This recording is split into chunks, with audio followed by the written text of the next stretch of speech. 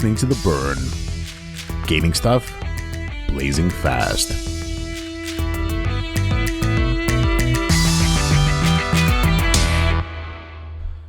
Hello and welcome to a new episode of The Burn, a podcast about gaming done blazing fast. I am Aviv Manoach. And I am Omer Kaplan. It's a new week. It's a new day. It's almost a new month. It's not a new week. We are on Wednesday. I lost all track of time. But it's not even a new month, but it's getting close. That's tomorrow is the start of a new month. That's fine, but you totally we're in the middle of the week. Yes, we're actually in the dead center of the week. Exactly. Yeah, so it's not. How's it going? How's life? How's everything? It's actually a short week for us because the beginning of the week was Yom Kippur, and so we are only working 3 days this week. Oh, that's nice. I had to explain to my community in Stream Elements, the community support team, what is Yom Kippur and why aren't we working. And I got into a conversation with one of my friends from the community, and I told him the things that are not open in Israel because of this quote unquote holiday. And it's funny. It's very amusing where you don't live here. Yeah, the people are always surprised that the fasting they know from Ramadan and things, but no driving, no nothing, just stay home, watch Netflix. Nothing, exactly. And the weirder thing is that people that live in Israel forget every year that they don't have things like VOD in their cable television. How can you forget that? Yeah.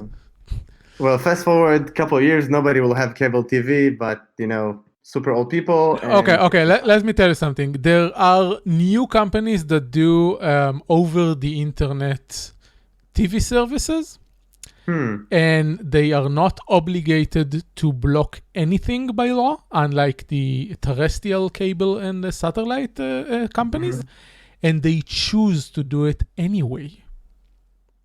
Yeah, I don't know, but they I don't think block they're getting their my money. services on Yom Kippur just cause no one is forcing them to do it. Yeah, that is it's I don't know. It's like some online game company would block their game because of some holiday. It's insane. Like websites that block themselves on the Sabbath, for example. There are those things. Yes. But I mean, for certain communities, not. Yes, not for the general audience. You're correct. Exactly. Anyway, my hatred toward my country aside, we are The Burn, a podcast about gaming. Each episode of this was a pretty good burn, though. Yeah. So. Each episode of the show, we discuss a game that we like. In this case, like a lot, and both of us played it. And some news topic that in this case is not current news, it's old news, but very close to my heart. So we'll get to that later. Since it's your turn to do the topic, I'll let you start and tell you all the things you're wrong about, like always. Awesome. Okay, so I think just because we both played the game and it's so good, I think we're just gonna duo the thing. So we'll just do it together in great harmony and praises. So I played. I mean, because of your recommendation, you said, well, I'm gonna play Hades for the Switch. It's pretty good. I like it in handheld mode, and I was like, okay, well, I always this game was always on my site. So when you told me you got it for the Switch and it's fine in handheld mode, I went to YouTube, I looked at some gameplay, and I was like, yeah, it seems nice. I mean, it seems very fluid. The combat seems cool. And then the thing that really sold me on the game is that I just turned on the soundtrack as I was coding and stuff. And I was like, oh my God, this is the best soundtrack I've heard in a really, really long time. And I think we talked about it in the Hebrew podcast. You want to sell me a game, just give me a good soundtrack. So this was amazing. it was kind of like Oriental metal guitarish music. I was like, okay, it's symphonic metal, which is my favorite genre of music in the world.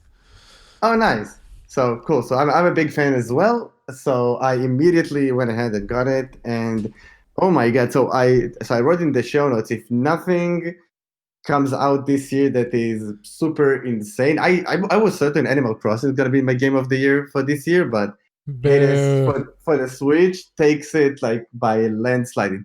This game is just so good. From I don't know. I'm gonna let you talk about all the cool game designy stuff, but just from like an experience perspective, it's really hard to get a really good narrative into just comparing it to like Dead Cells or Children of Morta, which they do a really good job at this as well. But getting a narrative into a roguelike-ish game, it's so hard because we're really focused on the gameplay, but they have the narrative, they have the soundtrack, they have all the cool mechanics I like about the game. Bless you. And then look at you, like big streamer, just buy a cough button or something. I muted my microphone. I don't know how you heard it, but anyways. Because you hear me through Discord and not the voice meter. Anyway, don't react. Oh, gotcha. Anyway, so yeah, cut that in editing. Anyway, it's so like everything about this game is like so good, and it's just hard enough for me to keep playing it and not be like frustrated like Dead Cells because it's like super hard, even though they have like easier mode now. Dead Cells has easier mode? They have some game mode that I forget the name, but it's like it's easy mode or casual mode or something. It's for the Switch at least, it's fairly recent and it's substantially easier now. So that's kind of cool. So I played a little bit of that, but yeah, so Hades, just everything about it is super amazing. Is there like a specific like cool mechanic thing you want to talk about? Because I can just go on forever. I want to talk about a lot of things. First of all, have you played other Supergiant games before? I think they have Transistor, right? So Transistor is... Yes, they started with... I forgot the name. That's not good. I forgot the first game's name, which was the breakout hit and was amazing and stuff. But then they have Transistor, which is Bastion. Bastion was amazing. Yes, Bastion is amazing. Really good. And they did the Transistor, which was well received but not big of a hit. And then there was Pyre that was even less of a hit than that. Yeah, Pyre, I didn't play that, but nice. According to a friend of the show, Eran Aviram, he says it was the best game Supergiant ever made before Hades. I don't know if he played Hades since. And then they have Hades, which they did a couple of different things. First of all, they did early access. Very public early access. They were a launch title for the Epic Game Store. If you go and listen to the No Clip documentary series, they follow the process of the early access from the launch on the Epic Game Store until, the launch. And when Epic announced the store, Supergiant also announced Hades.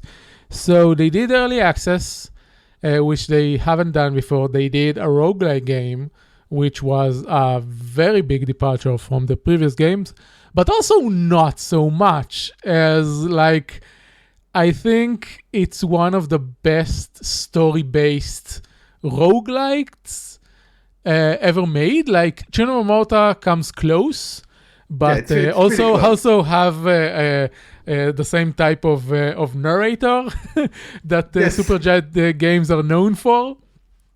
Yeah, they had it in Bastion, and they had it. Yeah, they keep using, but it's still good though. Yeah, and I wasn't really excited about it before I watched the documentary, and then I waited for the release, and on release I bought it for the Switch, and it was amazing. I will tell you something. Having to hear all the Greek characters' names in English messes with my mind because we are so used to the Greek/Hebrew pronunciation, which is like the original, and then you hear all the English mispronunciations of those names. And then I talk to people about the game, and I'm trying to remember how you write the names properly and not the Americanized version of them. Yeah, I had it. Yeah, I had it with. I had some of those. I forget like which characters at least, but some of them like are pretty close, and some of them are like straight up mispronunciations. So I was like, this was kind of like, well, like in, less immersive. But in Hebrew, we said Hades and not Hades, and what else? Nyx is Nyx. Nyx is no different. Yeah. Hypnos is Hypnos. Hypnos is Hypnos. Achilles is Achilles, but same thing. All the Greek gods are very much the same, like Zeus, it's a little thing. But then you have things like Theseus, which is totally different to Zeus. This is the Hebrew part of the Burn podcast. Anyway, let's move on. It was just a nitpicking thing. It's like free Hebrew lessons. Yes, but the most striking thing about this game is the size of Supergiant games. They had moderate success with older games, but they didn't expand the team. They are like 8 people. And the reason they make such good games is because they have such talented people there. Like their Gen Z, the art director, makes all the art. She like draws all the characters and all the stages. And then they have technical artists that takes her heart and make it into the game. All the sound, all the music in the game is made by one person, which is the most talented person I've ever heard, and he also voice acts half the game. Like half the character of the game is the work of a single person, and then there is Logan Cunningham, which is the other voice actor, which is best known for the narrator in Bastion, for example. And then they have some other few people do like woman voice acting and stuff like that. But it's such a striking thing that they have those talented people working on this game, and it really shows. And things to talk about in the game. I played so far, I think, around 25 hours. I'll know tomorrow, since it will be a new month, and Switch will send me the monthly summary, so I will be able to see all my hours condensed. Because right now it's showing me I played 5 hours on this day and 2 hours on this day and stuff like that. So about 25 hours. I switched to God mode halfway through. I got to Hades once on normal. Obviously didn't beat him. But the thing is, because of the story element of the game, you need to beat Hades like 10 plus times in order to see all the story. And I know I won't be able to do it on normal. So I turn on God mode. God mode is a mode you can turn on in settings. It's not a difficulty setting like in other games. You don't need to start a new game for it, although I did because I wanted to keep the save file separate. And you can turn it on and off whenever you like, and you keep the benefit if you turn it off. So, for example, if you get in God mode, you get a damage reduction percentile. And so you start with 20% and you get 2% every time you die. And then you can turn it off and just stay with the damage reduction you got. So if you are on 50% and you think the game is fine for your level of skill, you can turn it off and stay like that. I don't know. This is like super generous of them. Just like have this setting. You can adjust the game according to like level of play, how much time you have, if you want to run through the story, if you just want to like enjoy the experience. This is great. Yeah, and it's a totally elegant solution to a difficulty level, since they don't change anything else about the game. They don't change the damage you do. They don't change the amount of HP mobs have. They don't change any other thing. They just make it easier for you. The quote unquote worse you are, since the main mechanic of the game is dying, and that's what progress the story. That's what progress your other things. It ties into that. So I'm on God mode now. I'm on 42% damage reduction, something like that. I got to Hades 3 times. I'm now in the stage that I consistently manage to go through all Elysium. On my normal run, I would beat the Bone Hydra every time, no challenge. Or mostly no challenge. And then I get to Elysium, and it's like a huge difficulty spike. But now with God mode, Elysium, I can get to the end of Elysium pretty much every time, and then do the boss fight there, which is I can tell by the rest of Elysium if I have a good enough build to beat the boss fight. And sometimes I will beat it but use all of my resources, and sometimes it will be very easy.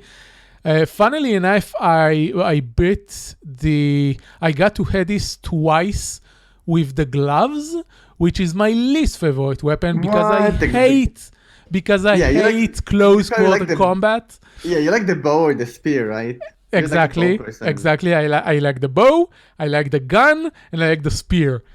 Oh yeah, the gun. No, I am all about. So give me the gloves, give me the spear, the sword. Yeah. Yeah. But then I discovered that the shield can actually block damage, which is amazing. So and you also there is an upgrade for the shield that makes the special float around. So you can fire your special and then just stand there and block. And if you have a lot of upgrades to your special, it's really nice. I would also say that one of the things that make Hades a very good roguelite for me is that there is a very large emphasis of wide progression, not only deep progression. What I mean by that is that you collect a lot of resources that stay with you from run to run. Unlike something like Dead Cells, you have a resource that you need to progress from between runs, but the condition of collecting it is very difficult. You need to pass the entire area and the boss before you can spend your cells. And if you don't manage to do it, you lose everything. In Hades, you don't lose anything beside the gold that you need to spend on each run. You keep all your darkness, you keep all your gems, all the companion gifts and stuff like that. This is pretty cool. This is just a matter of gameplay resources to keep you going through another run, and not just spend half an hour going through a really difficult run just to lose all your resources. And so exactly. this what keeps me going and playing. I think it's pretty similar to Children of Morta in this sense, or games like Moonlighter, where you collect stuff, you can go back. You don't actually you have a. It's really Moonlighter adds the added mechanic that you need to choose when to stop, because you risk losing all your things if you won't stop at the appropriate time. Hades just gives you everything. That's forgiving. Yes. And yes, there are times that I will do a resource run and just pick the buffs and the weapon I want to just get more things. and I will just play and see how far I can go and how many darkness and whatever I can collect before going back. Yeah. So, is it your game of the year for the Switch? I don't know what else came out this year. I don't remember what I've been playing. Since I bought a PlayStation in like April, I didn't play a lot on the Switch. So maybe it's my game of the year because I didn't play anything else beside Animal Crossing, and that of course is not my game of the year. Did Pokemon came out this year? I think Sword and Shield was this year. I'm not sure. We talked about it in the podcast, but I don't remember when. Yeah. No, I know. It's 29. No, it was. It was last year. Okay. So since it's the only current good game I played on the Switch, it's my game of the year by default. Animal Crossing came really close for me, just because I think it was a matter of timing, because it was released just as the pandemic was a big deal. Like, it's still a big deal, right? But it was like at the really like beginning when everything was like super chaotic, and it kind of gave me like an island to grow and hang out with people with no mask on, and have all those cute NPCs to comfort me. So Animal Crossing won't even reach the top 10 of my entire year. Yeah, I don't know. It was pretty good. I still play it every now and then. There's a big like Halloween update coming today, so I might install it. We'll see. Yeah. But yeah, so for me, it's like Hades on the Switch all day, every day. Pretty much. And then once you collect all the weapon, you also find out there is an upgrade system and different variation for each weapon. So for the God mode save, I went straight for the Chiron bow aspect, which makes your special seeker arrows, which is the best thing ever. And you also can do things like caster run. You can choose the weapon you least like, or that gives you plus 20% darkness in that run. And then you choose all the boons that go on your dash, on your cast, on your call, on revenge getting hit and stuff like that. You can totally do a casting run without buffing anything in your weapon, and it's viable. I hardly use my cast ever. Is it worth it? I'm so busy. Like, it depends what you get. It totally depends what you get. Sometimes I get really good cast. For example, if you get Poseidon cast, it has a pushback, and then you can get another upgrade called Rapture that also gets them to take damage when they move. And then there is another upgrade that gives extra damage when they hit obstacles. If you didn't know, the game is actually a system where if you push enemies to a wall or to a column, it deals damage to them. So if you get Poseidon stuff, it all involves pushing around, and you can get extra damage for that. So in the Temple of Styx, the last floor, it has very tiny rooms, and I had the cast with all the upgrades from Poseidon, and I just enter a room, do 3 casts, everyone dead. Just everyone dies instantly. Oh, that's nice. Yeah. So I'm not that far out yet, but I'm hacking my way through, so we'll get there. Yep. Okay, let's move on to the topic for a few minutes, and I will tell a nice story. Tell me a story. That'll be nice. I will tell you a story. Yes, a couple of weeks ago, Baldur's Gate 2 Shadow of Amd celebrated the 20-year anniversary. Oh my god, we're so old. You're old. I'm just fine, thank you. Yeah. No, I mean, it's great being old. I've been old since I was 16, but and anyway, I wouldn't have even noticed that it was a thing, since I don't really remember when games came out. But Vice released an article celebrating the occasion and talked about how Baldur's Gate 2 was really one of the first major games to give player meaningful choices and how it affected other games of its time. And that's all well and good. That's totally valid. But the thing that really touched with me is the realization that with the 20 years anniversary of Baldur's Gate 2, I'm also celebrating 20 years with the tabletop role-playing game hobby. And the story goes that I was 13 and I was really into fantasy and sci-fi books. And for some reason, I don't know why, I don't remember anyone telling me this. It was connected in my mind between fantasy books and role-playing games. And I didn't know what a role-playing game was, but I went, this was the year 2000. We already have broadband internet. And I went and searched for role-playing games, and this will hit with you. It wasn't Google at the time. I went on Gamer and looked for articles. So you know, back then, you know what's going on. That's good. You know where the good stuff in the internet is. The funny thing is that on Gamer forums, there was a big war between fans of Diablo 2 and fans of Baldur's Gate 2. Like, both parties wouldn't acknowledge the others as an actual role-playing game. I can vaguely remember that.